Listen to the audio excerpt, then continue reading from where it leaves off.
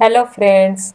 आज की वीडियो में हम बात करेंगे 25 दिसंबर क्रिसमस डे यानी कि सेंटा क्लॉस का दिन। इस वीडियो में हम सेंटा क्लॉस के असली इतिहास को जानेंगे। तो बिना समय बर्बाद किए आइए वीडियो को स्टार्ट करते हैं। Let's start the video. 25 December Christmas day, बड़ा दिन या सेंटा क्लॉस का दिन, इन सभी नामों को आप सभी जानते हैं। सेंटा क्लॉस एक ऐसा नाम जिसे हम सभी बचपन से ही सुनते आ रहे हैं। सभी पेरेंट्स अपने बच्चों को यही बोलते हैं कि अच्छे से पढ़ाई करो, बड़ों को रिस्पेक्ट और सभी के साथ अच्छा बिहेव करो तो सेंटा क्लॉस तुम्हें गिफ्ट देंगे। कई बच्चों को गिफ्ट मिलते भी हैं क्योंकि उनके पेरेंट्स ही बच्चों को सेंटा क्लॉस बनकर गिफ्ट दे देते हैं बिना उन्हें बताए, और बच्चों को लगता है कि सच में सेंटा क्लॉस आए हैं। एवरी ईयर गिफ्ट्स की उम्मीद में क्रिसमस मनाया जाता है, लेकिन क्या सब जानते हैं कि सेंटा क्लॉस कौन है? कौन है असली सेंटा? है भी या नहीं? क्या कोई इतिहास है सेंटा क्लॉस का? इस वीडियो में हम इसी पर बात करेंगे।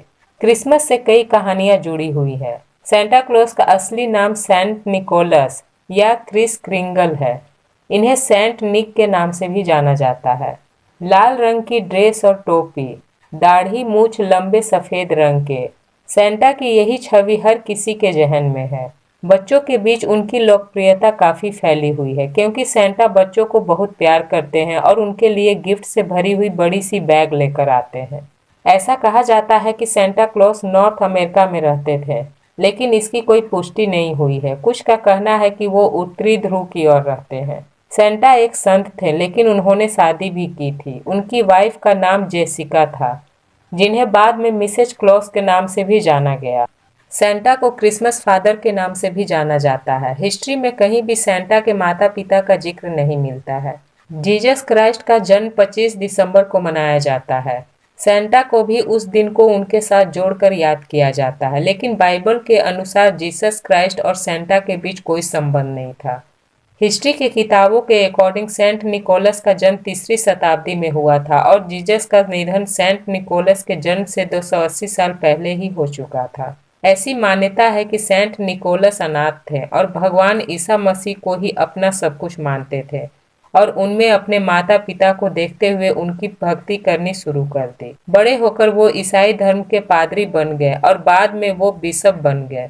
उन्हें शुरू से ही गरीबों और जरूरतमंद लोगों की मदद करने का शौक था। उन्हें जरूरतमंद और बच्चों को गिफ्ट देना पसंद था, लेकिन वे अपनी पहचान छुपाए रखते थे। बिना अपनी पहचान बताए वे सबकी हेल्प करते थे।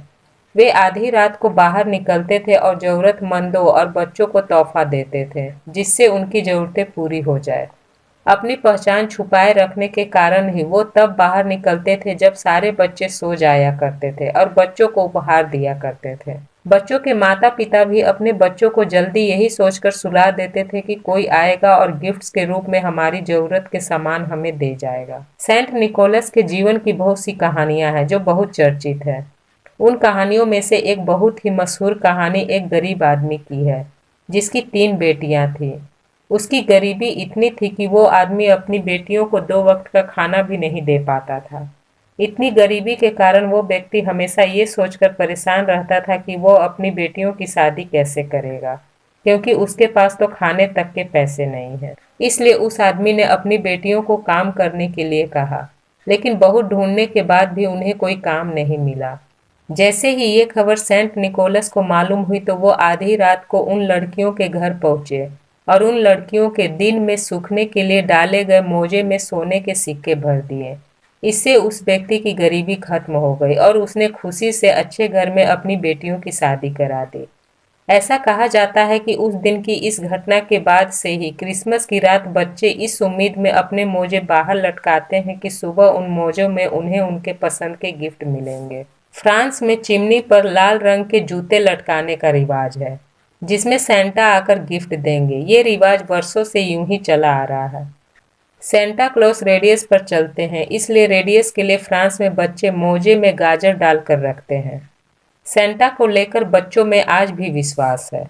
ऐसा बताया जाता है कि जीसस और मदर मैरी के बाद सेंट निकोलस का नाम सबसे अधिक सम्मान से लिया जाता है। सेंट निकोलस के दरिया दिली देखने के बाद सन 1200 से ही फ्रांस में 6 दिसंबर को निकोलस दिवस के रूप में मनाया जाने लगा, क्योंकि यही वो दिन था जब सेंट निकोलस की मृत्यु हो गई थी। 1773 में अमेरिका में पहली बार सेंटा क्लॉज के रूप में एक व्यक्ति मीडिया के सामने आया था और खुद को सेंटा क्लॉज बताया था। उसके बाद 1930 में सेंटा का अस्तित्व सबके सामने आया और सेंटा ब्लॉग नाम के एक कलाकार ने सेंटा के रूप में कोका कोला की एड 35 सालों तक की।